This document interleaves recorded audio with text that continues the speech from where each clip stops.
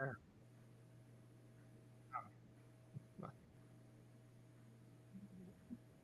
Not even the right grid. All right, whatever. All right, so much for that. We'll have to edit that out. Welcome to the show today. I'm your host, Doug Crow, for the Author Brand Show, and I've got the most amazing guest on I've had in months. No disrespect to my previous guests. They're cool, they're wonderful, but this guy, holy crap. Imagine being a hostage negotiator for SWAT and being diagnosed with cancer. All right, what do those two things have in common? We're going to find out. We talked to Terry Tucker. So, Terry, welcome to the show today. Doug, thanks for having me on. I'm really looking forward to talking with you. You bet. We're going to talk about your leadership skills and your book and whatnot. But before we do, we want to get right to it. Tell me about, all I know from SWAT was from the 80s TV show, right? I have no law enforcement experience whatsoever. I have a couple friends who are in it, but tell us how you got involved in that profession. I'm so curious.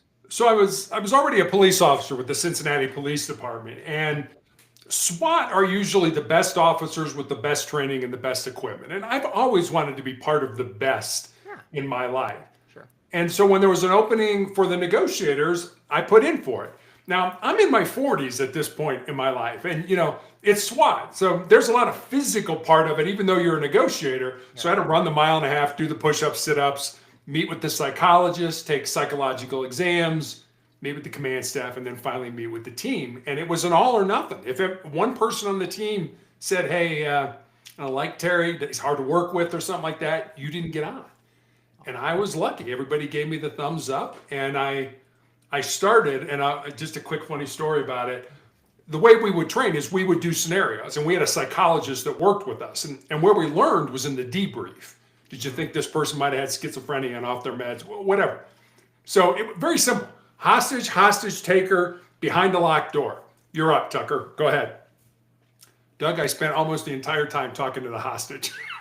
And they were like, you understand, we're trying to negotiate with the hostage taker to get the person out. I'm like, yeah, I knew that, but for some reason, I don't know. I just enjoyed talking to the hostage. Are you from Ohio? No, I'm from Chicago originally. Chicago, same thing. Midwest. Midwest. I grew up in Ohio, went to school in Chicago, stuck there for 20 years. So I think it's that Midwestern thing, but we're just like friendly with everybody. That's my guess anyway. Yeah, it was, well, okay, Terry, you got a lot to learn. And so that started the odyssey. So okay. So anyway, you passed that thing and you got into the upper levels here as a negotiator. So we could talk a lot more about the background, but I want to hear about the first interesting negotiation you did. Yeah, the first interesting negotiation was kind of a weird one. This was a guy who wanted to commit suicide. Yeah. And this started probably around dinner time. And he slit his wrists. That didn't work. Yeah. And then he got the brilliant idea to turn the gas on in his oven and stick his head in the oven. Well, that didn't work either. And then he called a relative, and the relative was smart enough to call the police, and we get there, and I'm talking to him. It's probably 3-4 o'clock in the morning now. Yeah. And he's got a gun. And we're talking, and finally he just says, Terry, I'm really tired. I really want to come out. It's because your blood is flowing out of your body. Exactly. So I said, do that. I said, come out. I said, and I will come down to the scene, and we will talk man to man. We will talk face to face. He's like, I'd really like that. Wait, when you started the scene, you were on site though, yeah? Well, I was on site, but I was probably a block away talking to him on the phone. Got it. Yeah. And so I said, look, just go outside, put the gun down first, take the phone with you, don't hang up. Well, he ends up hanging up, which isn't uncommon. It's the end of the call. We're ingrained to do that. And about 30 seconds later, one of the tactical guys who had the house surrounded comes on the radio and says, we heard a gunshot. Oh. And I thought, you didn't. He did. Shot himself in the head, but it was not I shot myself in the head. We think it was, I don't really want to do this. He shot himself kind of at an angle like this. Yeah. The bullet went in right by his temple, around his skull, and came out the other side. Never penetrated his skull, never got to his brain. And you always hear when it's your time, it's your time. But the opposite of that is true. When it's not your time, there's nothing you can do that's going to make it your time. And it wasn't his time at that point in time. Fascinating. Yeah. I'm not saying anybody's religious or not. I don't really care. That is like, yeah, it's not your time. God's got other plans for you, man. Exactly. Yeah. Wow. Yeah. So that was my. So his bullet went around. He's bleeding, but did he? Oh, it was terribly bloody Oh, because yeah. it's a head Okay. wound. Yeah. But in terms of seriousness, Yeah. not very serious at all. They took him to the hospital and then they put a 72-hour psych hold on him Only to try to 72. get him the help he Okay. needed. Do you ever like don't know what happened to him after that at all? I mean, No. he didn't become I like, mean, he we didn't become would. like president or something, did he? Just asking. I have no, we would get on, say we would do our thing, and Yeah, then we would leave. Yeah. And I spent a number of years as an undercover drug investigator too. We would go in on a search warrant and tear a house apart or an apartment apart, and then just walk away. Yeah. Yep, found the drugs. See you, bye. Who takes care of this? Not us. Yeah. No, I have a friend who's who took on MS-13s with the FBI, and he's working with state police, whatnot. And he had a lot of informants, and he was he became kind of close to those guys, and one of them got killed once, and it kind of riled him because he's supposed to protect his informants. But so yeah, you're like, okay, work's over, go home, and that's it. Yeah. I mean, we literally tore houses apart. I mean, we would take toilets off, we would take sinks out. Yeah. People would try to flush and, pour drugs down the drain. I mean, we would literally do that if, depending on who we were going after and stuff Right. like that. So I'm going to revert back to that. So any creative places to hide that were surprising to you? Oh, yeah. Not your body parts. I'm talking about the house itself. No. Well, two quick stories. One, this house, the plumbing, the sewage was leaking into the basement. Yep. And they hid their drugs down there. So they would put on this suit to go down and get drugs when somebody came to the house. And they're thinking, we're not going to go down there and get it. It's like, yeah, we went down there and got it. It's like I just rewatched the movie Lord of War, where he had all the weapons stored in the container with rotten potatoes in there. And Oh yeah, with the whole guy's Nicolas like, Cage, right? Yeah. potato, yeah, it's too stinky to go in there. I'm like, that's where it is. Interesting. Well, and the other funny story, we pulled over a guy, and he had drugs in his car. He also had $88,000 in cash. Okay. And we were like, well, you realize now that we found drugs, that cash, we seized that. That's a forfeiture. So why didn't you leave the cash at home? And here's the logic. Well, because everybody knows I'm a drug dealer, and if I left the cash at home, they just wait for me to leave, and then they break in the house and they'd steal my cash. So I just take it with me wherever I go. I'm like, well, okay, I can't argue with that. You couldn't open up 88 accounts for $1,000. I guess whatever. I'm not Yeah, exactly. under 10,000. I had to under Right. 10. Yeah. Okay. So 10 accounts or something like that. All right. Cool. Well, that's great. So I'm sure you got more stories. We may come back to one or two, but we got to find out this intersection between what you're doing now, being an author, talking about leadership and whatnot, and how that relates with your cancer stuff. So tell me what you've learned from being in law enforcement, to how it applied, or if you want to actually backtrack in terms of how you've discovered the cancer in the first place, and we can pull it together. Yeah, sure. So 2012, I was a girls' high school basketball coach, and I was an NCAA Division I college basketball player. So I'm coaching girls' high school. I have a callus break open on the bottom of my foot. And initially don't think much of it because as a coach, you're on your feet a lot. Yeah. But after a few weeks of it not healing, I made an appointment, went to see a podiatrist, a foot doctor friend of mine, who takes an x-ray and says, Terry, I think you have a cyst in there and I can cut it out. And he did. And he showed it to me. It's just a little gelatin sac, some white fat in it, no big deal. But he sends it off to pathology, and 2 weeks later, I get the call from him. And as I mentioned, he's a friend of mine. And the more difficulty he's having explaining to me what's going on, the more frightened I am becoming, until finally he just lays it out for me and says, Terry, I've been a doctor for 25 years, and I have never seen the form of cancer you have. You have an incredibly rare form of melanoma. Most people think that's too much exposure to the sun. Mine has nothing to do with sun. It is just a weird form that appears on the bottom of the feet or the palms of the hands. He recommended I go to MD Anderson Cancer Center in Houston to be treated. I did. And that's where they told me, well, you'll more than likely be dead in 2 years. And I thought, well, you gave me a death sentence. How can I turn that death sentence into a life sentence? And I think, Doug, when you I've done so much physical stuff in my life, college basketball, SWAT, all that stuff.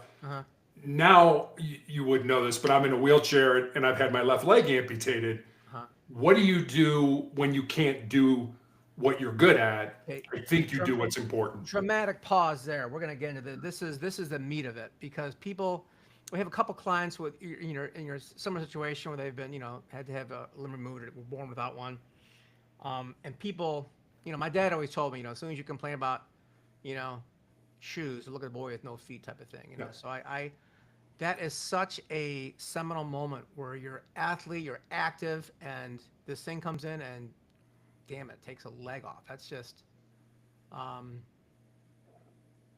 what, tell me, take some time and tell us what went through your mind and and how you know, got back on your foot as opposed to feet. I joke. Yeah, really, exactly. Shoes are now half off for me. Yeah, so that's right. Yeah, Half price, right? Half price sale, right? I mean, it was, I lost my foot in 2018. They took that first, and then they took my leg during the COVID pandemic. Yeah. And it was so surreal. It was like literally one day, hey, you've got tumors in your lungs and we have to take your leg off because your entire lower leg is full of cancer. And 5 days later, I am by myself in an in an operating room because it was COVID. I couldn't have, my wife couldn't come with me. You know, you're going to be in the hospital 10 to 14 days. They sent me home after 48 hours. I'm like, you just took my leg off. I know, get out of here. We don't want you in the hospital. You're healthy. You're an athlete. And it was, okay, now we got to figure this out. And really, I think at this point in my life, I've learned a lot of things, but two things I want to give you that I've learned from cancer is, one, I don't think you truly know yourself until you've been tested by some form of adversity in your life. I mean, for me, it's cancer. And the second thing, and this is going to sound kind of weird probably to your audience, cancer's made me a better human being. I mean, I've been asked, if you could live your life over again without cancer, would you do it? And honestly, Doug, I don't think I would. I mean, everything I've been through, I would take that because it's made me a better human being. It's not the first time I've heard this. There's a book out there. I didn't finish it. Sorry. It's called Crazy Sexy Cancer. It's written by a woman who went through it, and she had a similar vein of what it was about. And yeah, there were some dips in her life, but yeah, it made her stronger, smarter, wiser. And she said sexier and all that, you know, losing a breast, whatever it was. So I'd like to hear more about how you were able to actually make that transition. Because gosh, there must have been a low point before you got resilient on that. No, or it was, I mean, how fast did you go, okay, move on? I mean, well, I mean, initially, like I said, they said you'll be dead in 2 years, but they put me on this drug called interferon, and I took a weekly interferon injection. And what the side effects of the interferon was that I had terrible flu-like symptoms for 2 to 3 days every week after those injections. And I took those weekly injections for almost 5 years. So imagine having a terrible case of the flu every week for 5 years. And as my doctor used to say, Terry, this isn't a cure. We're just kicking the can down the road. And honestly, Doug, there was a time where, you know, I kind of felt there were two camps. There was the people that were living, and then there was the people that were not dying. And I was in that not dying camp. Didn't feel I was contributing in any way.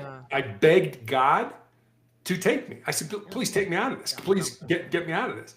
And I literally was so sick of being sick that I literally prayed to die. It's like, come on, be done with this. But then I think you get to a point where you find the meaning in your misery. There's a reason you're going through this. I thoroughly believe that no matter what you go through in your life, there's a reason, there's a lesson, there's something you're supposed to learn about yourself, about life, about something, whatever it is. And I think that was kind of the seminal moment for me where, okay, this sucks, but I'm going to have to embrace the suck. I do not like the cards I've been dealt, but I'm going to have to play them to the best of my ability. Yeah. Amazing. How long did it take you to get to that point where you're like, okay, embrace the suck? It took me a couple of years. I will at least admit that's better than never. I mean, don't exactly. About a couple of years. I mean, that's pretty common, I would think. Yeah. I mean, but again, you know, I talk about what's gotten me through this, and I call it my 3 F's, which are faith, family, and friends, literally in that order. You know, I mean, I have a very strong faith in God. I honestly believe my purpose now is for God to use me to show people, you know, use my infirmity, use my malignancy to show people his goodness, his mercy, his love, his grace, his healing. And I mean, Doug, when I had my leg amputated, I also found I had tumors in my lungs. And my oncologist showed me my CAT scan.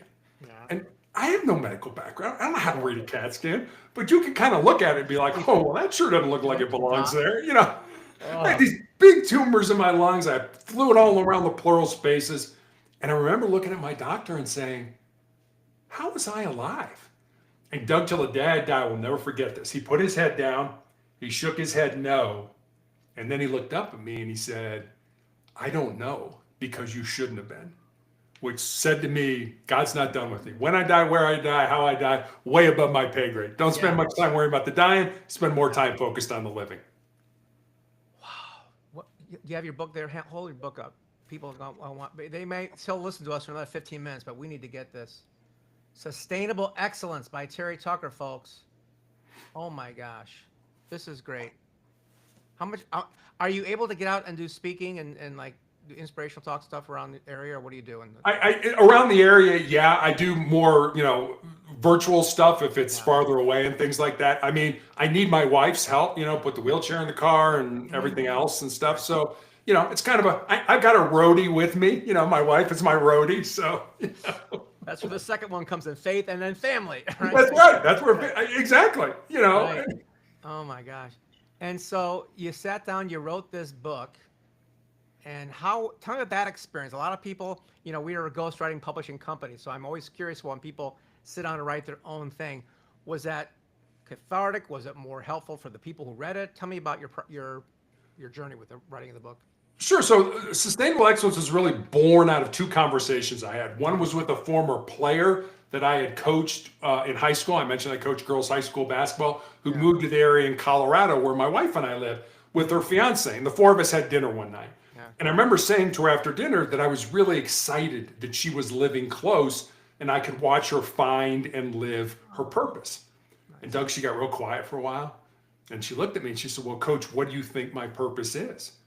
I said, I have absolutely no idea what your purpose is, but that's what your life should be about. Finding the reason you were put on the face of this earth, and there is a reason, using your unique gifts and talents and living that reason. So that was one conversation. And then the other one was a young man who reached out to me on social media from college. And he said, what do you think are the most important things I should learn? Not to just be successful in my job or in business, but to be successful in life. And I didn't want to give him that, get up early, work hard, help. I didn't want to give him sort of the cliches. So I spent some time taking some notes and eventually kind of had these 10 thoughts, these 10 ideas, these 10 principles. And so I sent them to him.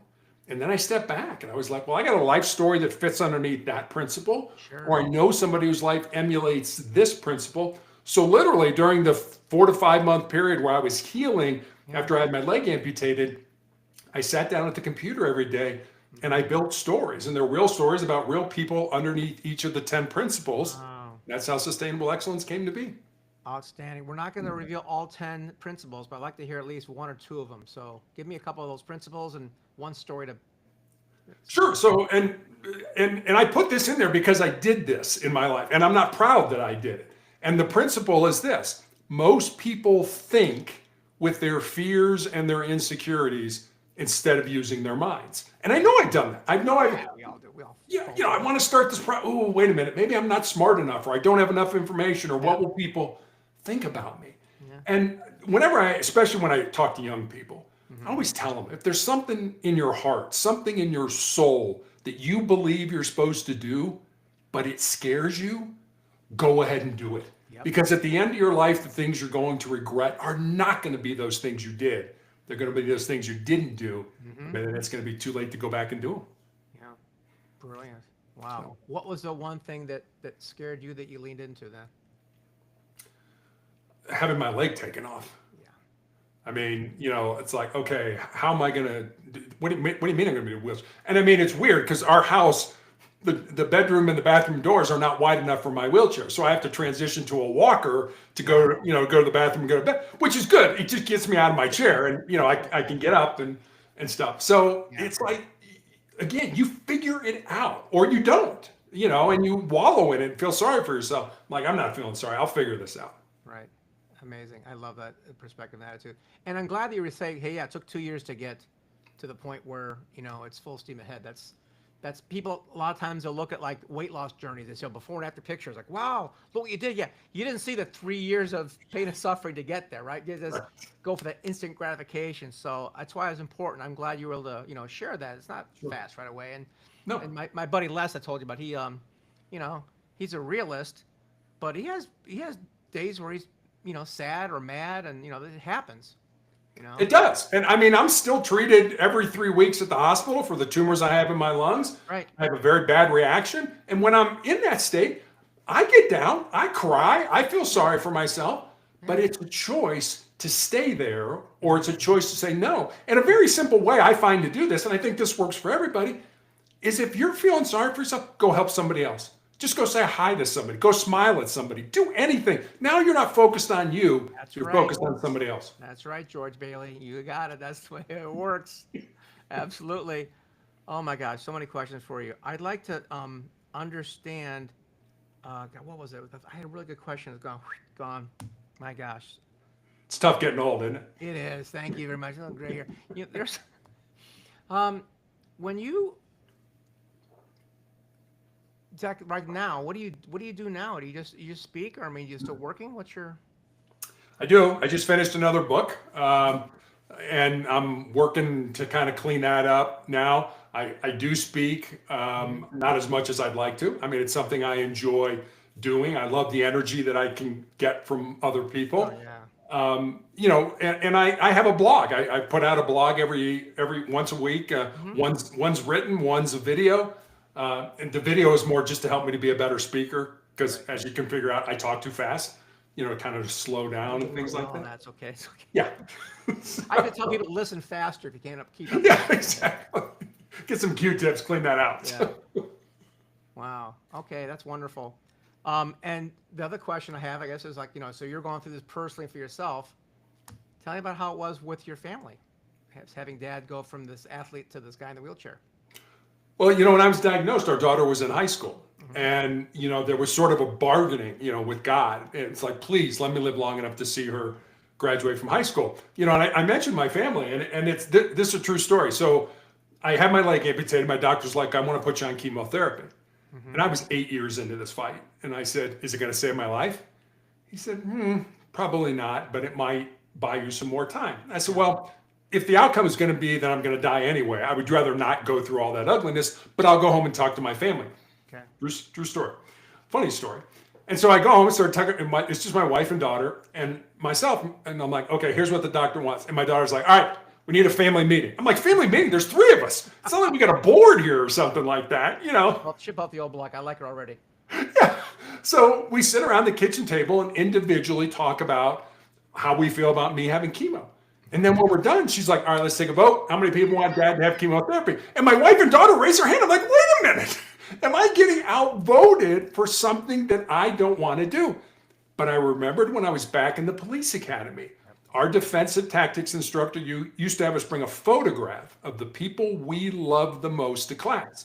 And as we were learning techniques to defend ourselves, we were to look at that photograph because he reasoned you will fight harder for the people you love than you will fight for yourself. So I ended up taking chemo, not because I wanted to, but because I love my family more than I love myself.